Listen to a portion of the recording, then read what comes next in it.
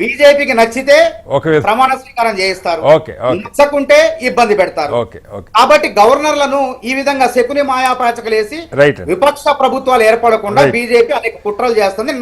కళ్ళ ముందు కనపడుతుంది. 2 సార్లు అవునండి, నిన్న మొదటిసారి వెళ్ళినప్పుడు మీ బలాన్ని నిరూపించుకోండి, ముందు ముఖ్యమంత్రిగా ప్రమాణ స్వీకారం చేయడం కదా. 2014లో విద్యాసాగర్ రావు గారు తెలంగాణ వ్యక్తి మహారాష్ట్ర గవర్నర్ గా ఉన్నప్పుడు ఆ రోజు కూటమి ప్రభుత్వం ఫడ్నవీస్ కి బలం లేదు, ప్రమాణ స్వీకారం చేయించిన తర్వాత బల నిరూపణ చేసుకున్నాడు. కాబట్టి ద్వంద్వనీతి అనేది స్పష్టంగా కనపడుతుంది. ఇది రాజ్యాంగ విరుద్ధం.